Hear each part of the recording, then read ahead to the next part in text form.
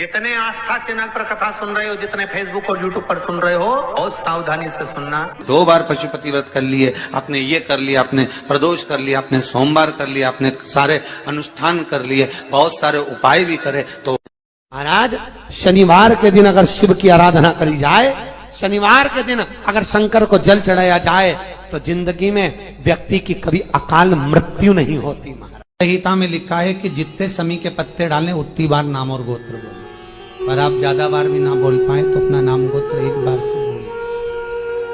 समी के पत्र का जल शंकर भगवान को समर्पित करें, शिव पंचायत का दर्शन करते करते। एक पात्र रख लें, उस पात्र में उस जल को झेल लें, शमी के पत्ते आ जाएं तो आ जाएं, वो जल रख लें और उस जल को एक बोतल में भर लें। लगभग 15 दिन आप उस जल को जैसे शरीर पर तेल लगाते हैं उस तरह से पूरे शरीर पर मलना प्रारंभ कर दें। महाराज ज्यादा से ज्यादा 20 दिन, ज्यादा से ज्यादा 21 दिन या 1 महीना, इतने में शरीर ठीक होना प्रारंभ हो जाता है। कि आपके यहाँ अगर धन की कमी पड़ रही है, पैसा नहीं आ रहा, व्यापार नहीं चल रहा, दुकान नहीं चल रही, धंधा नहीं चल रहा, नौकरी नहीं लग रही, सर्विस नहीं लग रही, तो हमने बार बार आपको कहा है, कोई दुकान आप डाल रहे हो, नया व्यापार चालू कर रहे हो और लग रहा है कि चलेगा कि ना चलेगा। पहले भी मैंने 2-4 दुकान डालकर देख ली, नहीं चली, अब नया डाल रहा हूँ, कर्जा कर डाल रहा हूँ, पैसे लाकर डाल रहा हूँ, चलेगा नहीं चलेगा। आम के पत्ते की भस्म मिल जाए, स्वस्तिक का निर्माण कर दो, फिर आप अंदर कोई पूजन करो ना करो, आपने कोई अनुष्ठान करा ना करा, यज्ञ पूजन करी ना करी, अगर आप प्रवेश भी कर गए, इतना आपके पास धन नहीं था और आप प्रवेश भी कर गए, तो भी घाटे में नहीं जाओगे। शिव महापुराण की कथा का ये संवाद याद रखिए। लिंग पर आम के पल्लव को जो वर दिया गया, तो आम के 21 पत्ते इकट्ठे कर उसको आग लगाकर उसकी भस्म तैयार कर शंकर भगवान के शिवलिंग पर शाम के समय प्रदोष काल में चढ़ा दीजिए वो भस्म, और उस भस्म को उठाकर लेकर आ जाओ, डब्बी में भर लो और गाय का घृत उसमें डाल लीजिए। जिस पुरुष नारी को चर्म रोग हो जाए, चर्म रोग, कहीं खुजली चल रही हो, कहीं दाने पड़ गए हो, कहीं चमड़ी सफेद लाल काली पीली जैसी पड़ गई हो, कहीं दाग हो रहे हो, चर्म रोग, कहीं खुजाल चल रही हो, तो और उस स्थान पर लगाना चालू कर दीजिए। 3 दिन में दाग खाद खुजली जो भी होगी मिटना प्रारंभ हो जाएगी। उसमें इतनी प्रबलता आ जाती है। शंकर को जो भस्म चढ़ी है, आम के पत्ते की भस्म का भी हमारा शास्त्र वर्णन करता है। उस भस्म को छान कर पीस कर उसकी कोई दुकान आप डाल रहे हो, नया व्यापार चालू कर रहे हो और लग रहा है कि चलेगा कि ना चलेगा, तो उसके लिए सबसे पहला काम करो, कम से कम दुकान खोलने के 7 दिन पहले आम के पत्ते की बंदरवाल बांधो। दुकान का मुहूर्त होने के 7 दिन पहले आम के पत्ते की बंदरवाल बांधो और कहीं आम के पत्ते की भस्म मिल जाए, वही भस्म जो आम के पत्ते 21 उठाए सूखे वाले, अलग से तोड़ के मत सुखाना, उसमें थोड़ा सा चंदन मिलाकर और उसी से सम्मुख में जहां 7 दिन पहले तुमने बंदरबल बांधी है, दुकान खोलने वाले दिन उसी आम के पल्लव की भस्म जो शिव पर चढ़ी थी, उसी में चंदन मिला हुआ वो एक स्वस्तिक का निर्माण कर दो। फिर आप अंदर कोई पूजन करो ना करो, आपने कोई अनुष्ठान करा ना करा, यज्ञ पूजन करी ना करी, अगर आप प्रवेश भी कर गए, इतना आपके पास धन नहीं था और आप प्रवेश भी कर गए, तो भी घाटे में नहीं जाओगे। व्यापार उन्नति की ओर ही बढ़ेगा, व्यापार बढ़ेगा। उसमें आम के पल्लव में अगर कामदेव छुपकर भस्म होते हैं, तो शंकर मेरे आम के पल्लव को भी वर प्रदान कर देते, आम के पल्लव को भी शिव वर देते। शनिवार के दिन जो बेलपत्री के वृक्ष के नीचे जौ के आटे का चौमुखी दिया, सरसों का तेल डालकर, उसमें काली तिल डालकर, उसमें एक सफेद फूल डालकर, बेलपत्री के वृक्ष के नीचे जैसे एक चौमुखी दिए को जौ के आटे के दिए को लगा दिया जाता है। जो व्यक्ति चिड़चिड़ करता है, जो व्यक्ति क्रोध करता है, जो व्यक्ति अपशब्द बोलता है, आड़ा टेढ़ा बोलता है, ताने देता है, ईर्ष्या रखता है, घर में चिड़चिड़ करे, पूरे घर को अस्त व्यस्त कर रखा, उस व्यक्ति का नाम और गोत्र बोलकर मात्र एक दिया लगा दिया जाए, व्यक्ति अपशब्द कहना बंद कर देता है, उसका प्रेम प्रबल हो जाता है, उसकी ईर्ष्या समाप्त हो जाती है, उसकी नफरत समाप्त हो जाती है। हम आपसे बार बार कहते हैं ना, कई बार आपको कहा कि आपके यहाँ अगर धन की कमी पड़ रही है, पैसा नहीं आ रहा, व्यापार नहीं चल रहा, दुकान नहीं चल रही, धंधा नहीं चल रहा, नौकरी नहीं लग रही, सर्विस नहीं लग रही, तो हमने बार बार आपको कहा है, एक दिया बेलपत्री के पेड़ के नीचे लगाओ घी का, और एक दिया शंकर के मंदिर की चौखट पर लगाकर, बार बार आपको कहा, उस पर विश्वास रखकर लगाओगे, सुख मिलेगा, आनंद की अनुभूति होगी। श्री शिवाय नमस्तुभ्यम, सब बोलिए एक बार जमकर, श्री शिवाय नमस्तुभ्यम। प्रैक्टिकल जरूर करना, कहीं सियोर वाला महाराज झूठ तो नहीं बोल रहा। शास्त्रों की बातें हमारे जीवन में हमें सुख प्रदान करे, इसलिए इस भाव का आनंद करते हुए आज की कथा को विराम देते हैं। श्री शिवाय नमस्तुभ्यम। मेरे चैनल को सब्सक्राइब करें, बेल आइकन प्रेस करें, जिससे कि आपको लेटेस्ट वीडियो की नोटिफिकेशन। जितने आस्था चैनल पर कथा सुन रहे हो, जितने फेसबुक और यूट्यूब पर सुन रहे हो, बहुत सावधानी से सुनना। 2 बार पशुपति व्रत कर लिए, आपने ये कर लिया, आपने प्रदोष कर लिया, आपने सोमवार कर लिया, आपने सारे अनुष्ठान कर लिए, बहुत सारे उपाय भी करे, तो शुक्रवार के दिन अगर शंकर के मंदिर में जल चढ़ाया जाए तो नारी का अखंड सौभाग्य होता है। शुक्रवार के दिन बेलपत्री के वृक्ष के नीचे बैठकर घृत का दिया लगाकर शरीर में जो रोग है उसका स्मरण कर कल करके देखना। जो बच्चा चिड़चिड़ कर रहा हो, बहुत गुस्सा कर रहा हो, बहुत गुस्सा, जो बहू चिड़चिड़ कर रही हो, जो सास चिड़चिड़ कर रही हो, भाई बंधु कुटुंब कोई चिड़चिड़ कर रहा हो, बहुत क्लेश घर में हो रहा हो, एक कटोरी में पानी लो, तुमरुका जी का नाम लो, शिव जी का नाम लेकर, तुमरुका जी का नाम लेकर थोड़ा सा पानी का आचमन करा दो। 10 मिनट 5 मिनट में एकदम चुप, लड़ी नहीं सकती, गुस्सा। लक्ष्मी सबसे ज्यादा प्रसन्न कौन से दिन होती है? जम के बोलिए जरा। शुक्रवार। तो शुक्रवार को लक्ष्मी सबसे ज्यादा प्रसन्न क्यों होती है? शिव महापुराण यहाँ तक विष्णु पुराण करती है, स्कंद पुराण वर्णन करती है, कार्तिक खंड वर्णन करता है कि तुलसी का क्यारा गोल है, चौकोर है, षडाकार का है। उसका भी प्रमाण हमारे शास्त्र में लिखा हुआ है कि अगर तुलसी का कुंड गोल है तो वो ऐश्वर्य प्राप्त करता है, तुलसी का कुंड चौकोर है तो वो वंश की वृद्धि करता है, तुलसी का कुंडा अगर षडाकृति का है, 6 फलक वाला है, तो वो घर में संपदा की वृद्धि करता है। ये तुलसी के कुंड का भी प्रमाण हमारे यहाँ शास्त्र में लिखा हुआ है कि कुंडा कैसा होना चाहिए, तुलसी के कुंड की आकृति कैसी होना चाहिए। उसका प्रसन्न होने का कारण क्या था? लक्ष्मी जी के 2 भाई थे, दोनों की शादी नहीं हो रही थी, दाता और विधाता, दोनों का विवाह नहीं हो रहा। और दाता विधाता के लिए लक्ष्मी बड़ी परेशान थी, रोज नारायण से कहती थी, प्रभु कुछ कृपा करिए, दाता विधाता का विवाह नहीं हो रहा, उम्र होती चली जा रही है, इनका कुछ करिए प्रभु, आप नारायण आप कुछ तो कर सकते हो। भगवान नारायण ने तब लक्ष्मी से कहा, एक काम करो, बेलपत्री के पेड़ के नीचे बैठकर लक्ष्मी तुम अनुष्ठान करो तुम्हारे भाइयों के विवाह के लिए। इसलिए आज भी हमारे हिंदू धर्म की रीति है कि बेलपत्री के पेड़ के नीचे शाम के समय लक्ष्मी का वासा होता है। इसलिए लोग इस बेलपत्री के पेड़ के नीचे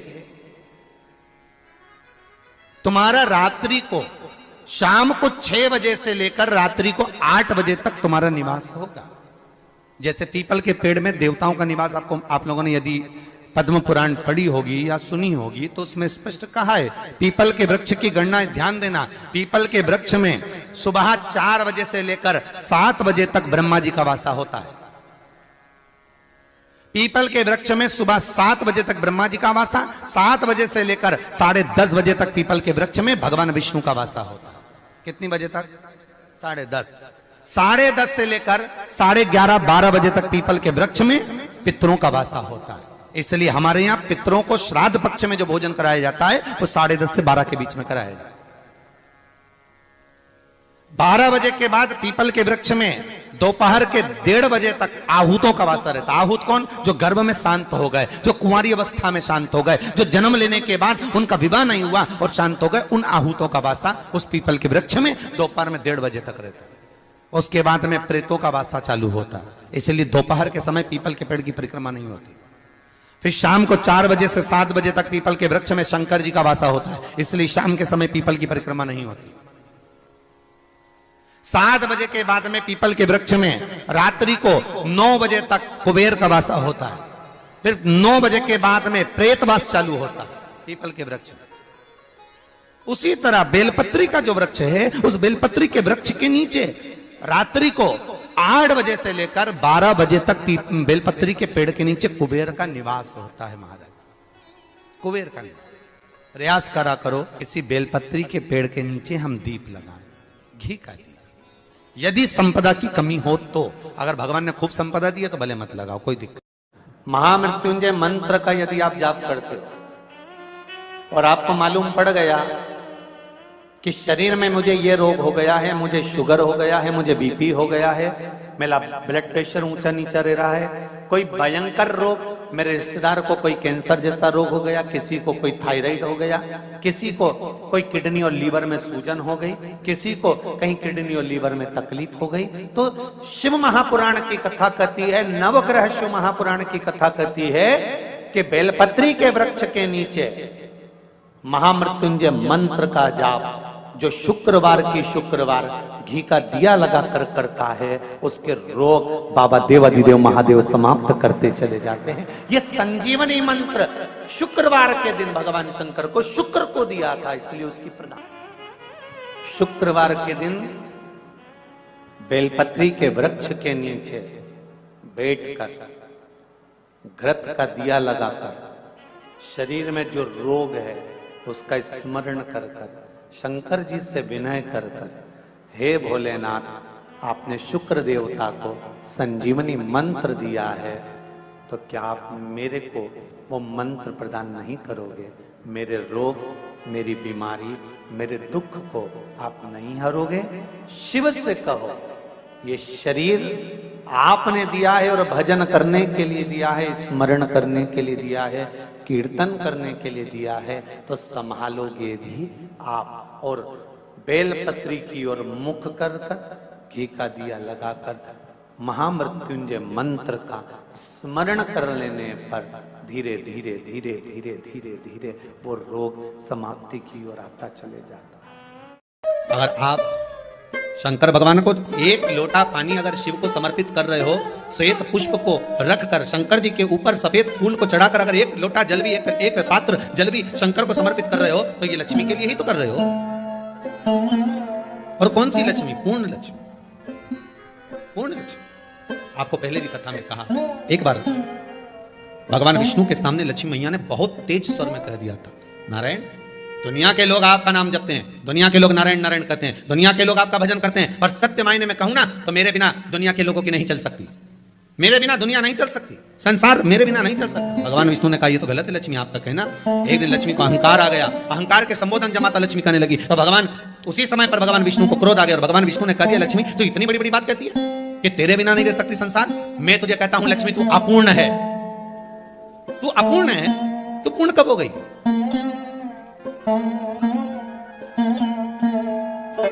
तेरी पूर्णता कहां हो गई? लक्ष्मी की आंख से आंसू बहने लगे। आज आपने मुझे अपूर्ण कहा, आपको मालूम है आप मुझे अपूर्ण कर रहे हो? आपको ये ज्ञात हो रहा है आप मुझे अपूर्ण कर रहे हो? भगवान कहते हैं हाँ लक्ष्मी, मैंने तुझे अपूर्ण कहा। अपूर्णता का मतलब आप जानते हो ना? भगवान कहते हैं लक्ष्मी मैं सब जानता हूं। लक्ष्मी रोती हुई माता सरस्वती के पास पहुंच गई। सरस्वती ने पूछा क्या बात है लक्ष्मी, क्यों रो रही हो? लक्ष्मी जी ने कहा क्या बताऊं सखी, मेरे पति ने आज मुझे अपूर्ण कर दिया। तो क्यों रो रही है तू? अपूर्ण अगर कह दिया, पति ने तो कहा है ना, तो क्यों रोना? चल मेरे साथ। और सरस्वती मैया माता लक्ष्मी को लेकर सीधे पहुंच गई माता पार्वती के यहाँ। माता पार्वती के यहाँ जब पहुंचे, माता पार्वती ने लक्ष्मी जी को देखा और सरस्वती को देखा तो पूछा कि बात क्या है, क्या हो गया ऐसा, क्या हुआ, क्या है ऐसा जो तुम दोनों आज मेरे पास में आई? क्या हुआ? पार्वती जी कुछ बोलती, शिव जी का ध्यान माता सरस्वती की ओर और लक्ष्मी की ओर गया और भगवान शंकर जान गए कि आज भगवान नारायण ने लक्ष्मी जी को अपूर्ण कहा है।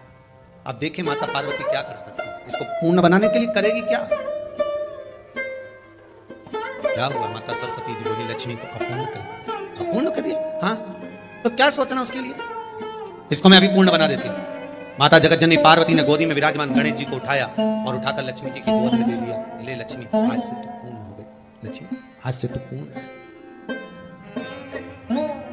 गोदी में जब तक संतान नहीं है तो नारी को लोग अपूर्ण समझते हैं, पर माता पार्वती जी ने संपूर्ण ब्रह्मांड में एक सिद्धता प्रदान कर दी कि अपने गोदी के लाल को, अपने गोदी के पुत्र को माता ने लक्ष्मी की गोद में देकर लक्ष्मी को पूर्ण बना। शिव महापुराण यहाँ तक विष्णु पुराण करती है, स्कंद पुराण वर्णन करती है, कार्तिक खंड वर्णन करता है कि तुलसी का क्यारा गोल है, चौकोर है, षडाकार का है, उसका भी प्रमाण हमारे शास्त्र में